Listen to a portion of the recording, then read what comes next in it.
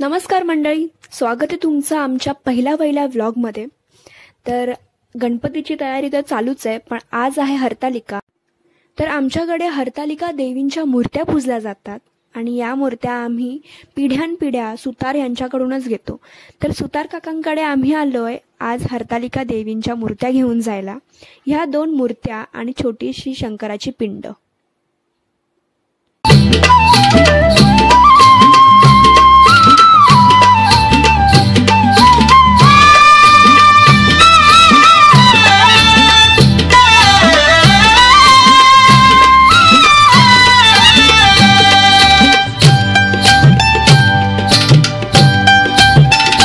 घागर घुमू दे रामा पावा वाजू दे।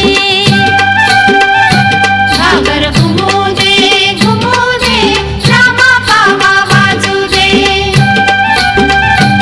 आली गवर पावणी आली तशी येऊ दे। आली गवर पावणी आली तशी येऊ दे। घागर घुमू दे रामा पावा वाजू दे।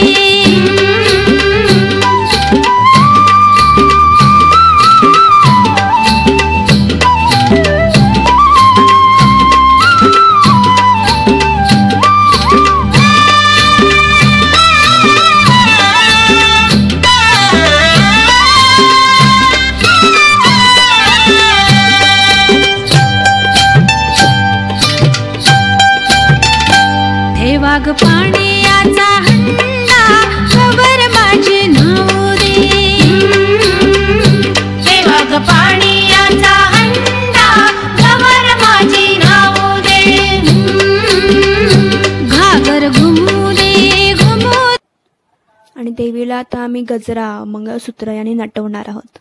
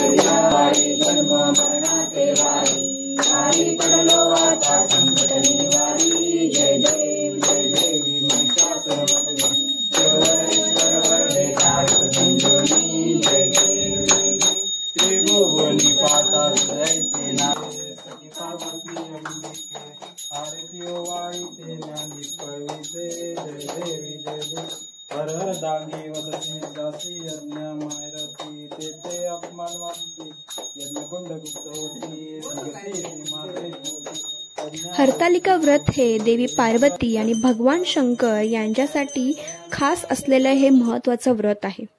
या दिवशी स्त्रिया उपवास करून देवी पार्वतीची पूजा करतात, ज्यामुळे त्यांचं वैवाहिक जीवन सुखमय आणि शांततापूर्ण होईल असा विश्वास आहे। विवाहित आणि अविवाहित दोघेही स्त्रिया हे व्रत करतात। देवी पार्वतीने भगवान शंकरांना पती म्हणून मिळवण्यासाठी कठोर तप केलं होतं, त्याच आठवणीसाठी हे व्रत पाळलं जातं। उद्या पहाटे आता देवीचं विसर्जन करणार। बाप्पा येण्याआधी 2 दिवस हा उपवास असतो। आता गणपती बाप्पांच्या डेकोरेशनकडे वळूया। तर आमच्या घरी यावर्षी मी ठरवलंय कागदांच्या फुलांचा काहीतरी प्रयोग करून कागदी फुलांचं डेकोरेशन करूयात। तर मी क्रेप पेपर पासून अशा माळा तयार केल्यात, त्याला खाली लोटस लावलाय, लोटस बनवून लावलाय आणि दादांच्या घरी आम्ही चित्र काढतीये बाळकृष्णाचं. तर कोकणात अशा गणपती जिथे विराजमान होतात तेव्हा पूर्व पश्चिम दिशेला उगवत्या दिशेकडे पाठ केली जाते गणपतीची आणि त्या भिंतीला असं रंगवलं जातं. ही भिंत कधीच मोकळी ठेवत नाही. तर यावर्षी मी बाळकृष्ण काढणार आहे. आजकाल सगळ्यांना जमत नाही असं चित्र काढणं, तर परमनंट वॉल असते किंवा बॅनर लावले जातात. पण दादांचं घर जुनं असल्यामुळे माझ्यासारख्या कलाकारांना इथे अशी वाव मिळाली आहे जे नेहमी संधीच्या शोधात असतात. तर मी बाळकृष्ण काढलाय. तर कसा वाटला हा बाळकृष्ण मला नक्की सांगा.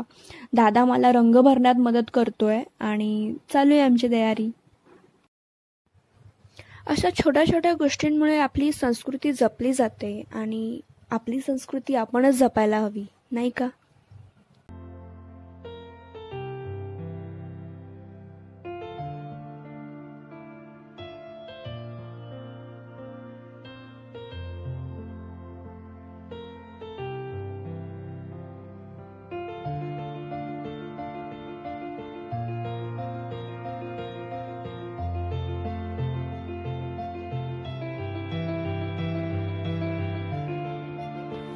तर कसा वाटला तुम्हाला आजचा व्लॉग मला नक्की कळवा. जर व्हिडिओ आवडल्यास नक्की लाईक, शेअर आणि सबस्क्राईब करा.